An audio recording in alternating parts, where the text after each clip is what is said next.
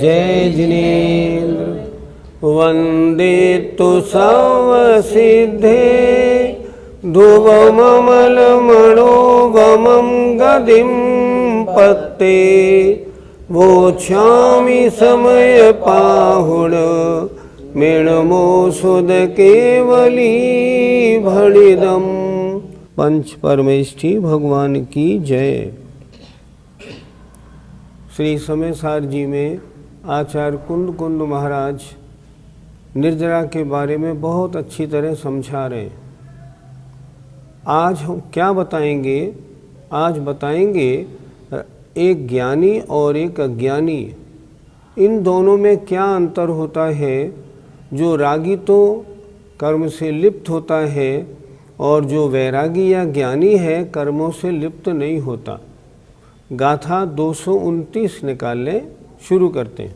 राणी राग पजहो, राणी राग पजहो, सौवदवे सुकम मज्जगदो, सौवदवे सुकम मज्जगदो, लोलिपदिकं रयेण दो, लोलिपदिकं रयेण दो, कदम मध्य जहाँ कणयम, कदम मध्य जहाँ कणयम। बोलो।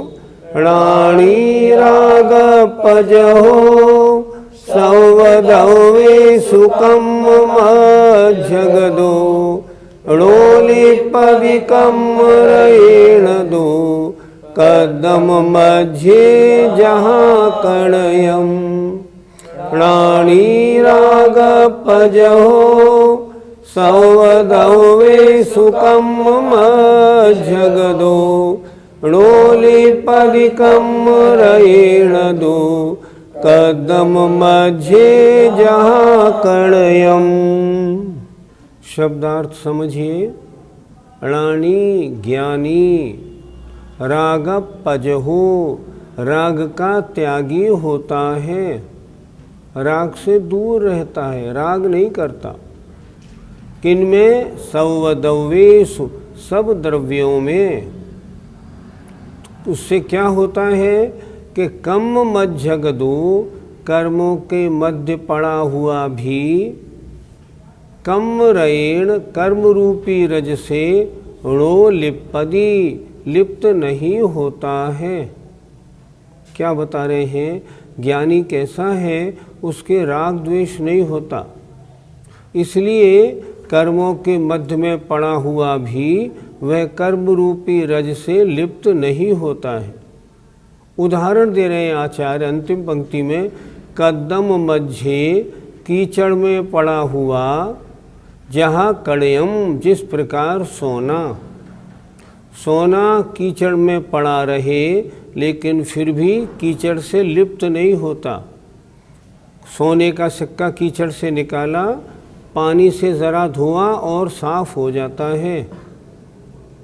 उसी तरह ज्ञानी समस्त कर्मों के मध्य में, द्रव्यों के मध्य में रहता हुआ भी कर्म रूपी रज से लिप्त नहीं होता।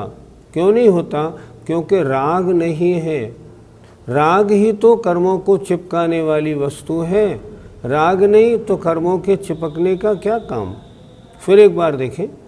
राणी माने ज्ञानी, राग पजहो, राग का त्यागी होता है। सब द्रव्यों में और कर्मों के मध्य पड़ा हुआ भी, सब द्रव्यों में ऊपर लगा दीजिए। ज्ञानी सब द्रव्यों में राग का त्यागी होता है, अर्थात किसी द्रव्य के साथ जुड़ता नहीं। इसलिए कर्मों के मध्य पड़ा हुआ भी कर्म रूपी रज से लिप्त नहीं होता है। जहाँ माने जिस प्रकार कणयम सोना कीचड़ में पड़ा हुआ कदम मध्य, अर्थात ज्ञानी के किसी द्रव्य में राग नहीं है, इसलिए कर्मों के मध्य में पड़ा हुआ कैसे ही द्रव्य कर्म, भाव कर्म, लोक कर्म हो, फिर भी कर्म रूपी रस से लिप्त नहीं होता। क्यों? राग ही लिप्त पने का कारण है। जब चिपकाने वाली वस्तु नहीं है तो कैसे कर्म रूपी रस चिपकेंगी। कीचड़ में पड़ा हुआ सोना जैसे निकालते हैं धोते ही साफ हो जाता है, उसी प्रकार ज्ञानी कर्म रज से लिप्त नहीं होता। अर्थ देखें, ज्ञानी सब द्रव्यों में निश्चय ही राग का त्यागी होता है। उसे किसी भी द्रव्य के साथ कोई राग नहीं। कर्मों के मध्य पड़ा हुआ भी कर्म रूपी रज से लिप्त नहीं होता है, जिस प्रकार कीचड़ के मध्य पड़ा हुआ सोना। पंडित जी, ज्ञानी कैसा होता है? मूर्छा रहित, लगाव रहित होता है, मोह रहित होता है, पंचेंद्रियों के जो विषय भोग हैं उनमें आसक्ति से रहित होता है। कारण के उसके राग नहीं होता। और इसी कारण कहीं भी हो, किन्हीं द्रव्यों के बीच में, किन्हीं कर्मों के बीच में हो, फिर भी रहने के बावजूद भी नवीन कर्मों से लिप्त नहीं होता। कर्म का उदय आया, मान लो असाता वेदनी का उदय आया, शरीर में बीमारी हुई, लेकिन बीमारी होने के बाद भी वो अपने चित्त में उस बीमारी संबंधी दुखों को नहीं लाता। निष्कर्ष क्या होता है? राग द्वेष से रहित होने के कारण कर्मों से लिप्तता नहीं है। पंडित जी, कर्म के बीच में पड़ा जीव कैसा होता है? भिन्न भिन्न गतियों का होता है, तरह तरह के शरीर वाला होता है, तरह तरह के परिणाम वाला होता है, कर्मों से घिरा हुआ है, तो कर्मों के कारण होने वाली विचित्र विचित्र दशाओं को प्राप्त होता है। लेकिन सब दशाओं को प्राप्त होने के बावजूद भी राग नहीं है, इसलिए किसी में उलझता नहीं, वो सुलझा हुआ रहता है। इसके कारण उसके आत्मा में नवीन कर्मों का बंध नहीं होता। आत्मा राग द्वेष रूप परिणाम करे तब तो कार्मण वर्गणाएं कर्मरूप परिणमन करके आत्मा से चुपके। लेकिन जब आत्मा में राग द्वेष रूप परिणमन नहीं है तो फिर कार्मण वर्गणाएं आत्मा से क्यों चुपकेंगी? इसलिए बंद नहीं होता। पंडित जी, क्या चौथे गुण स्थान वाला जीव भी ऐसा ही होता है? चतुर्थ गुण स्थान वाला जीव अभी ज्ञानी है कहाँ? वो तो अभी अज्ञानी है, घर गृहस्थी में उलझा हुआ है, राग द्वेष रूप प्रवृत्ति में सना हुआ है, वो ऐसा कैसे होगा? लेकिन क्योंकि सम्यक्त की प्राप्ति उसके हो गई है, इसलिए उसके कर्म बंध तो होगा, लेकिन वो कर्म बंध अत्यंत प्रबल नहीं होगा। वो कर्म बंध बहुत हल्का होगा, उसकी स्थिति भी कम होगी और अनुभाग की कम होगा। इस कारण वो कर्म बंध आत्मा को ज़्यादा संसार में भ्रमण कराने वाला नहीं होगा। अंतर तो है, ज्ञानी के तो कर्मबंध होगा ही नहीं। चतुर्थ गुण स्थानवर्ती क्योंकि अभी गृहस्थी में है, वो वैसी परिस्थिति में नहीं आया अभी, इसलिए कर्म बंध तो होगा, लेकिन मिथ्या दृष्टि के समान संसार का कारण नहीं होगा। पंडित जी, कर्म के बीच में पड़े सम्यक दृष्टि की क्या दशा होती है? हम सभी लोग नित्य वैराग्य भावना पढ़ते हैं। वैराग्य भावना में एक पंक्ति आती है सबसे पहली, बीज राख फल भोग वे, ज्यों किसान जग माहि, त्यों चक्री नृप सुख करे, धर्म विसारे नाही। जैसे किसान क्या करता है, सारे गल्ले को नहीं खाता, वो बीज के लिए गल्ला बचा के शेष गल्ले को बेचता या खाता है। तो यहाँ कह रहे हैं ना, बीज राख फल भोग वे, ज्यों किसान जग माहि, त्यों चक्री नृप। उसी तरह चक्रवर्ती राजा जो है ना, वो सांसारिक भोगों को तो भोगता है, परंतु धर्म विसारे नाही, धर्म को नहीं भूलता। उसे इस बात का ज्ञान है, जो यह सांसारिक वैभव मुझे मिला है, ये धर्म के कारण मिला है। अगर मैं ये पर्याय भोग भोगने में ही निकाल दूंगा तो फिर अगला जन्म दुर्गति के पात्र हो जाऊंगा। इसलिए सम्यक दृष्टि होने के कारण वो उन भोगों का भोग बहुत अच्छी प्रकार से अर्थात धर्म सहित होकर के भोगता है, अज्ञानी की तरह मदान्ध होकर नहीं भोगता। दोनों के भोगने में ये अंतर होता है। पंडित जी, रागप्रजयो इस शब्द का अर्थ क्या होता है? राग प्रहायकः अर्थात राग को छोड़ने वाला। ज्ञानी जीव जो होता है वो स्पष्ट रूप से जानता है संसार में मेरा कोई नहीं। जहाँ देह अपनी नहीं वहाँ न अपनों कोय। जब ये शरीर ही मेरा नहीं तो ये स्त्री बच्चे मेरे कैसे हो सकते हैं? घर मकान मेरा कैसे हो सकता है? कोई नहीं हो सकता। ये तो मुझे एक निश्चित समय के लिए प्राप्त हुए हैं। मालूम नहीं ये पहले चले जाएं या मैं पहले चला जाऊं। मैं चाहूं ये रुके रहे, वो नहीं हो सकता। इसलिए प्राप्त सांसारिक विषयों में स्त्री पुत्र आदि धन धान्य आदि में उसको राग नहीं होता, क्योंकि वह वास्तविक स्थिति का जानकार होता है। ज्ञानी और अज्ञानी में यही तो मतभेद है। अज्ञानी जानकार नहीं होता, ज्ञानी जानकार होता है। और जब वो ये जानता है कि ये स्त्री पुत्र घर मकान आदि मेरे कोई नहीं है तो वह उनमें उलझता नहीं। अपना कर्तव्य मान करके उनके साथ सारी अपनी जितनी क्रियाएं वो करता है। उनका पालन पोषण, उनकी देखभाल, उनका रखना आदि सब, पर उलझता नहीं।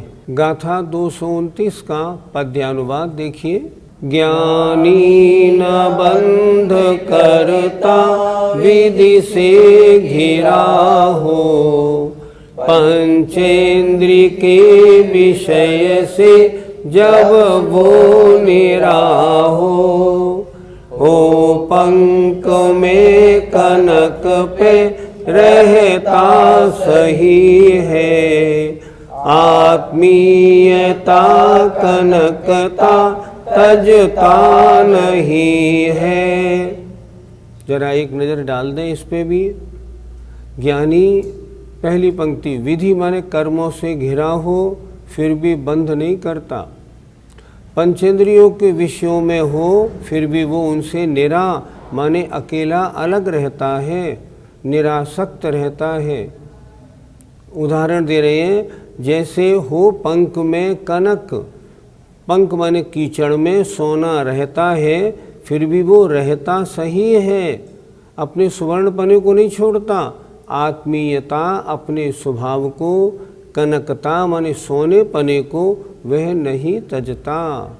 उसी प्रकार ज्ञानी सभी द्रव्य और कर्मों के बीच में रहता हुआ भी अपनी ज्ञानी पने को नहीं छोड़ता है, अपनी समझ को हर समय बरकरार रखता है।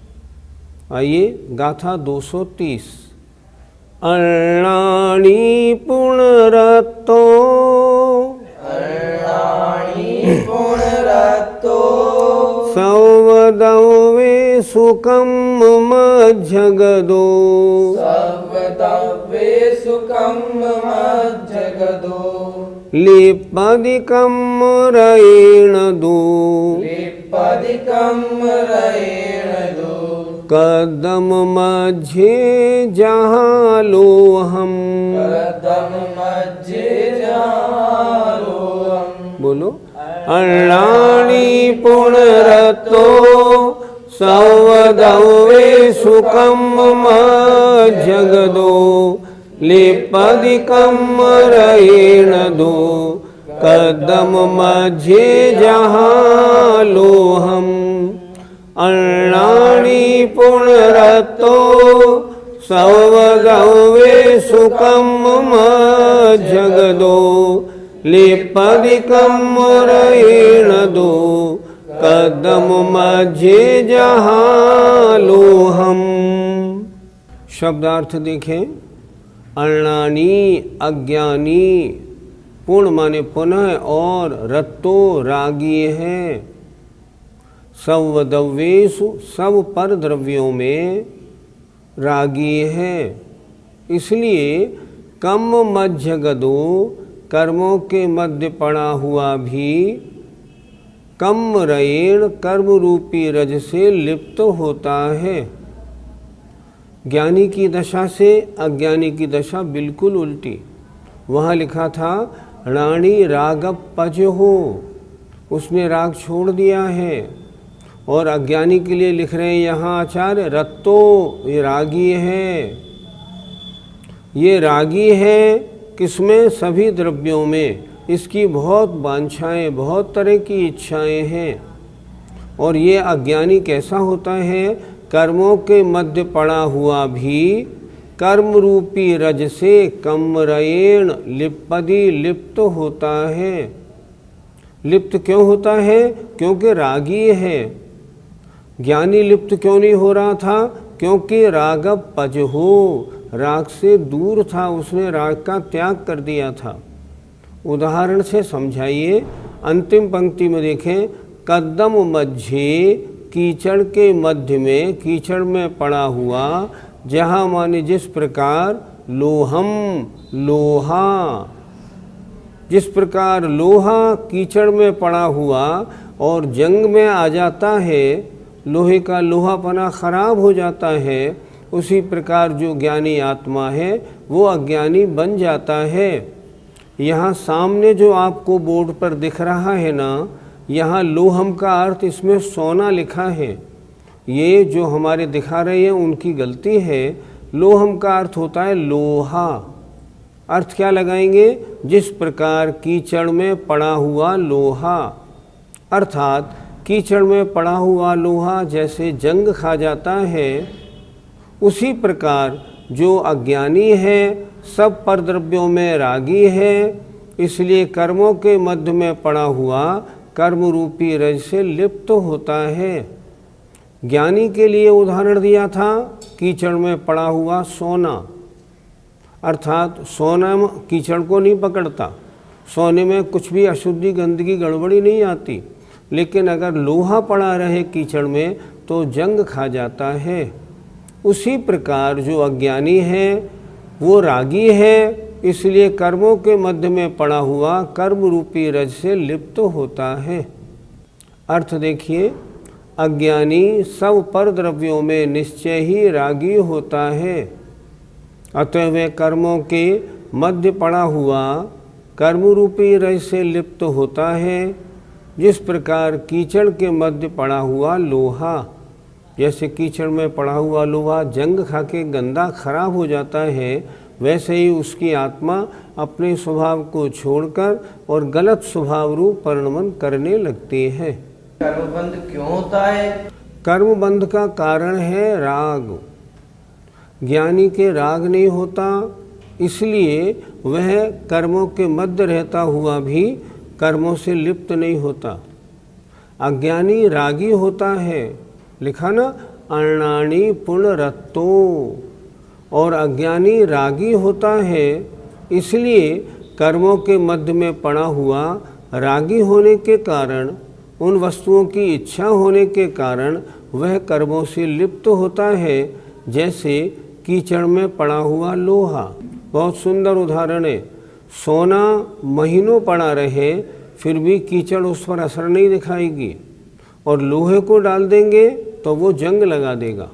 इसी तरह ज्ञानी और अज्ञानी में ये अंतर होता है। पंडित जी, क्या अज्ञानी से मिथ्या दृष्टि माना जाए? यह ग्रंथ अध्यात्म प्रधान है, शुद्ध आत्मा की चर्चा है। अज्ञानी से मिथ्या दृष्टि तो सभी मानते, अज्ञानी मिथ्या दृष्टि तो अज्ञानी होता है, लेकिन यहाँ समय सार जी में जो मुनि महाराज शुद्धोपयोग में नहीं हैं, सविकल्प अवस्था में हैं, उनको भी यहाँ आचार्य कुंद महाराज ने कहा ये भी अज्ञानी हैं। ये अज्ञानी क्यों हैं?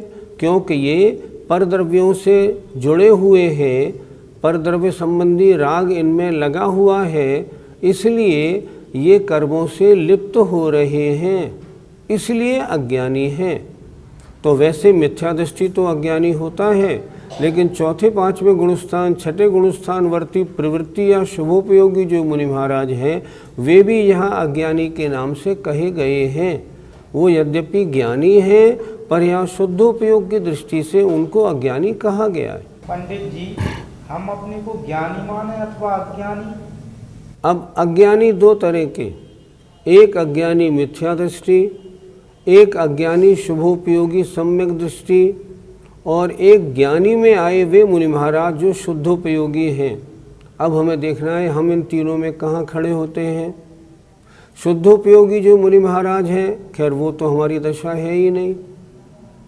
दूसरी बात, सम्यक दृष्टि या व्रती जो गृहस्थी हैं उनके क्या दशा है, उसके बारे में अगर हम चिंतन करें तो वो एक तरह से ज्ञानी हैं, पर यहाँ समय सार की दृष्टि में तो वो भी अज्ञानी हैं। क्यों? क्योंकि अभी शुद्धोपयोग से च्युत हैं, वो शुभोपयोग में और अशुभोपयोग में लगे हैं। अब आई बात हमारी, हम और आप तो अभी तो संसार में फंसे हैं, राग द्वेष में फंसे हैं। जरा अपने दिल पे हाथ रख के पूछिए, क्या सांसारिक भोगों को भोगते हुए आप उसमें राग नहीं करते? क्या उसमें लिप्त नहीं होते? क्या अपने परिवार में धन संपत्ति इत्यादि में हम उलझे नहीं हैं? अगर उलझे हैं तो कौन से अज्ञानी हैं? पक्के अज्ञानी हैं। सम्यक दृष्टि अगर हम में से कोई हमारे आप में से है मान लो, तो वो सांसारिक भोगों को भोगेगा फिर भी लिप्त नहीं होगा, पर हम और आप में तो अधिकांश लिप्त हुए ही हैं। बातें करना आसान है, हम अपने को सम्यक दृष्टि मान लें वो अलग बात है, लेकिन सम्यक दर्शन प्राप्त करना बहुत मुश्किल। आचार्यों ने कई शास्त्रों में लिखा, वर्तमान में भरत क्षेत्र में जो वर्तमान में आपको दिख रहा है सारा एरिया, इसमें 2, 4, 5 सम्यक दृष्टि हैं, ज़्यादा नहीं। अगर हम बिरले भी मान लें तो किन की गिनती आएगी उनमें, आप सोचिए। हमारी आपकी गिनती बहुत नीचे है। अभी तो त्याग के नाम पर हमको पसीना आता है। क्यों आता है? शरीर से राग है। जो व्रत धारण नहीं करते, समझना वो शरीर के रागी हैं। अभी उनको भेद विज्ञान भी नहीं, और जब भेद विज्ञान नहीं है तब तो मिथ्या दृष्टियों में गिनती अपने आप बन जाएगी। अगर सम्यक दृष्टि है तो निरंतर व्रत प्राप्त करने के लिए उद्यम क्यों नहीं करते? हम तो ये देखते हैं बड़े बड़े स्वाध्यायी भी प्रतिमा लेने से, आरिका बनने से और दूर हटते हैं। अगर ऐसी दशा है ना तो अविरत सम्यक दृष्टि वाली हालत भी नहीं। अविरत सम्यक दृष्टि भी व्रत लेने के लिए निरंतर कोशिश में लगा रहता है। तो हमको करना क्या चाहिए? हमको ये करना चाहिए, सबसे पहले तो सम्यक दृष्टि बनना चाहिए, और सम्यक दृष्टि बनने के बाद व्रतों को धारण करके व्रती बनना चाहिए, और व्रती बनने के बाद अगर स्त्री पर्याय तो आरिका और पुरुष पर्याय है तो मुनि अवस्था धारण करके मुनि बन करके शुद्धोपयोग में आने का प्रयत्न करना चाहिए।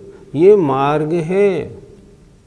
अगर इस मार्ग में हम लगे हैं तो ज्ञानी हैं, अन्यथा अज्ञानी है। गाथा 230 का पद्यानुवाद देखें। पंचेंद्रियों विषय में रममान होता, तो मूढ़ बंध विधि को स्वयमेव ढोता। लोहा स्वयं की जब करदम संग पाता, दिक धिक स्वभाव तजता झट जंग खाता। आचार्य के पद्यानुवाद बहुत अच्छे होते हैं। कितना अच्छा लिखा है देखिए। जब ये अज्ञानी पंचेंद्रियों के विषयों में रममान माने आनंद लेने वाला, उसमें रमण करने वाला, उसमें लगने वाला होता है, तब वह मूर्ख कर्म बंध को, विधि बंध को स्वयं ढोता है, प्राप्त कर लेता है। उसकी आत्मा कर्मों से मलिन हो जाती है। जैसे कह रहे हैं, जैसे लोहा जब करदम माने कीचड़ का संग पाता है तो धिक्कार है, धिक्कार है। वह अपना स्वभाव छोड़ देता है और जंग खा जाता है। और वहाँ उन्होंने लिखा था, देखो सोना कितना अच्छा है, कीचड़ में पड़ा हुआ अपने स्वभाव को नहीं छोड़ता। इसलिए ये पूरी पर्याय ज्ञानी बनने में हमको लगानी है। जय जिनेंद्र।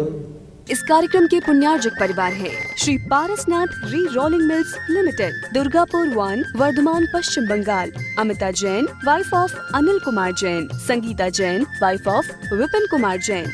मानक चंद, कमला देवी, राकेश, नीतू, ऋषभ, सौम्या एवं आयुषी मुशरफ। B123, Sethi colony, Jaipur, Rajasthan.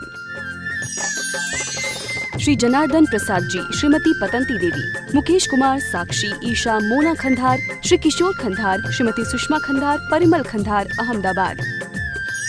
शुल्लक 105 श्री ज्ञान सागर जी महाराज की पुण्य स्मृति में श्रीमती शांति देवी छाबड़ा, पटना, बिहार। ईसरी पारसनाथ एवं उनके पुत्र पुत्रवधू श्री अशोक उमा, पटना। श्री विनोद बबीता, गुवाहाटी। श्री सुनील शालू, पटना। ब्रह्मचारी संजय भैया, ईसरी। श्री अभय मेघना, चंडीगढ़। श्री आलोक मेघना, वडोदरा।